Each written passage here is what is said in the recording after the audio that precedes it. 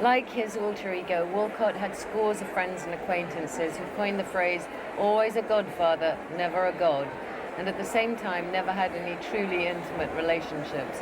Once at a party for the English writer Rebecca West, he knelt at the guest of honor's feet, put his arms round her, and then stood up and said, "That's my sex life in 1933. Although the part of Sheridan Whiteside was played on Broadway by former Yale professor Monty Woolley, Walcott eventually took on the role himself, starring in the West Coast production. When an illness forced him to miss a few performances, Kaufman jumped in a train to California to fill in. Kaufman also appeared as Whiteside at the Bucks County Playhouse with Hart in the role of Beverly Carlton and old pal Harpo Marx playing Banjo, the character he inspired. Walcott died on January 23, 1943, fittingly in the middle of a radio broadcast.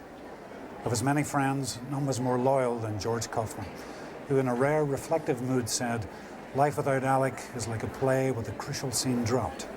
It still plays, but something good has gone out of it." Thanks to Kaufman and Hart, Walcott's spirit remains alive in the guise of Sheridan Whiteside.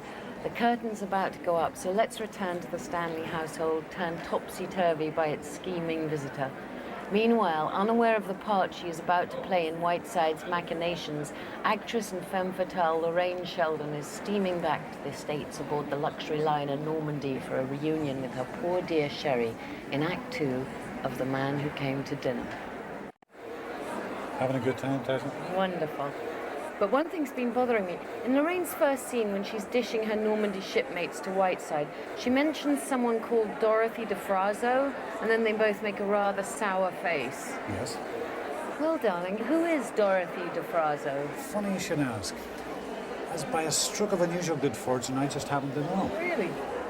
She was an American socialite who married an Italian count, palled around with movie stars, threw lavish parties, gossiped and, not to her credit I'm afraid, was a close friend of Benito Mussolini's. Hence the sour face. Yep. When The Man Who Came to Dinner opened, Life magazine described it as the most successful comedy ever written about a group of well-known people with no attempt to conceal their identity.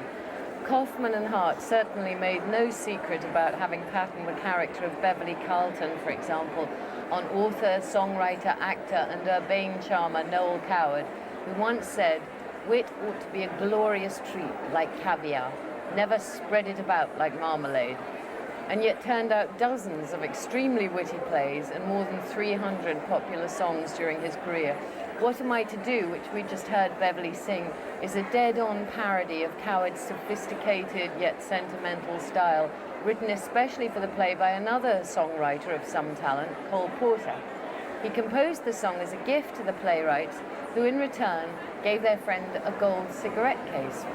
Thinly veiled characters from real life, such as Beverly Carlton and, coming up in the next act, Banjo, inspired by Harpo Marx, along with the incessant name-dropping of celebrated personalities throughout the play, gave audiences in 1939 the thrill of feeling that they were in the know. These same conceits give today's audiences a glimpse into a vanished era from America's recent past. What gives this new production particular resonance is that the play, this theatre, and 42nd Street itself are all revived gems from that glittering cultural heyday. In his autobiography, Moss Hart wrote, "I shall certainly never forget the picture that greeted me as I stood gaping at my first sight of Broadway and to 42nd Street. The theatre is not so much a profession as a disease, and my first look at Broadway was the beginning of a lifelong infection." To those of us who work in the theatre, it is indeed a disease, happily incurable. For many years, however, that hub of theatrical activity, 42nd Street, had become something more like a plague, corroded and it seemed terminal. That is, until New York declared this patient must be saved and brought in a team of specialists. The intermission is nearly over, and before the curtain rises on the third and final act of The Man Who Came to Dinner, Liam and I would like to thank you for welcoming us into your living rooms this evening. We hope we've been good guests and that we haven't been too bossy or overstayed our welcome. The actors who came to dinner. Words to strike fear in anyone's heart.